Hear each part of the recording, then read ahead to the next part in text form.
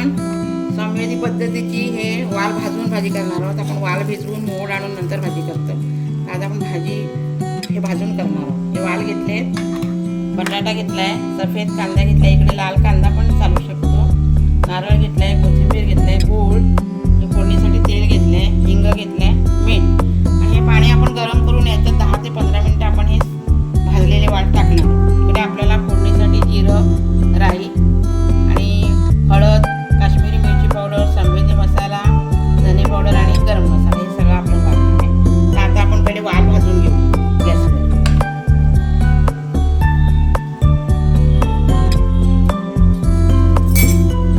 आता हा वाल भाजण्याचा गॅस मंद ठेवा, म्हणजे स्लो ठेवायचा आहे, फास्ट गॅस नाही करायचा.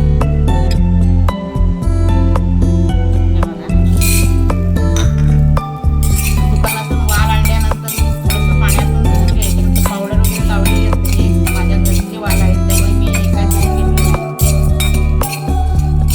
जरा भाजून घ्यायचे.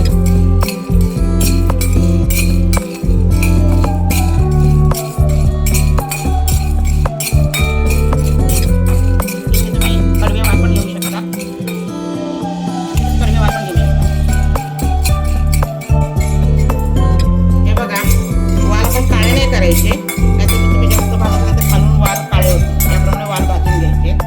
आणि आपण भाजलेले वाल मी गरम पाण्यामध्ये 10 ते 15 मिनिटं ठेवणार. हा बघा, पाणी उकळवलेलं आहे आणि गरम पाण्यामध्ये आपण 10 ते 15 मिनिटं ठेवायचे. आणि त्यानंतर मग तुम्हाला भाजी दाखवते. कढई ठेवली आहे. हे बघा, वाल आपण 10 ते 15 मिनिटं ठेवायचे आहेत पाण्यात. जास्त वेळ ठेवले तरी, अर्धा तास ठेवले तरी चालतं. 15 मिनिटं पुरे होतं. हे बघा, वाल पाण्यात गेलेले. आता मी कढई ठेवली आहे, तेल टाकते.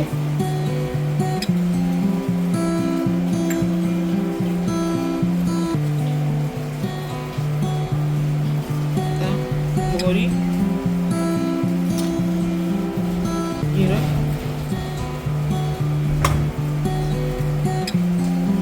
हिंग टाकते.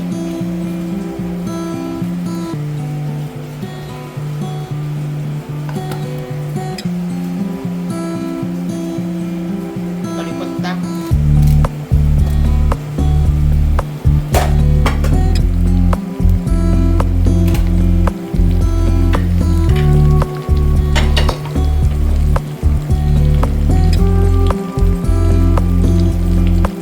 कांदा टाकते. कांद्याच्या अशा पोळीच करायची आहे.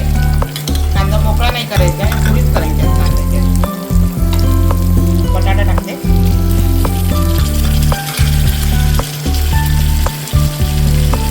नंतर हळद, नंतर संवेदी मसाला,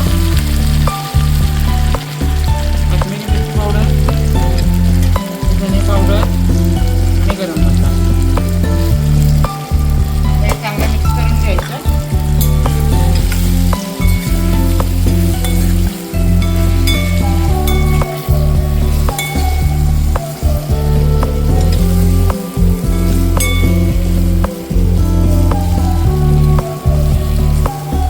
आता आपण हे जे वाल भिजवलेले होते गरम पाण्यात, हे गरम पाण्यासकट हे भाजीमध्ये टाकायचं.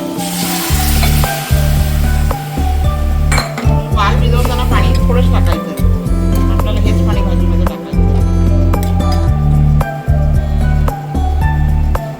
मी मीठ टाकते.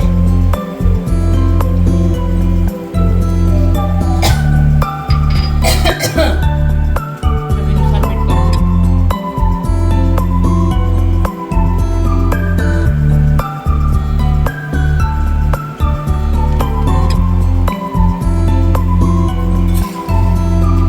आणि आता शिजायला ठेवते झाकण देऊन. आणि मग शिजल्यानंतर तुम्हाला दाखवते.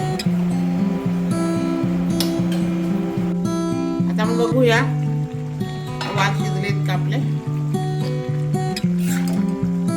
हे बघा, शिजलेत. आता आपण हे नारळ टाकणार आहोत.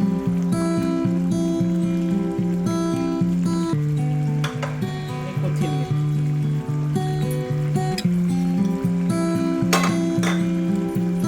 आपण हे 2 मिनिटं ठेवायचंय आपली भाजी.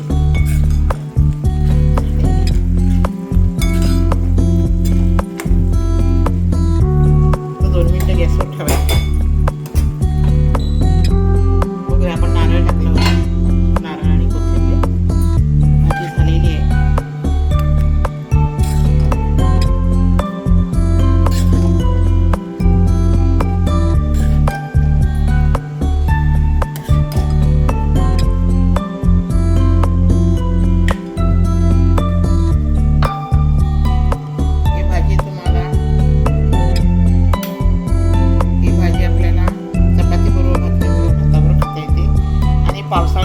बनवतो.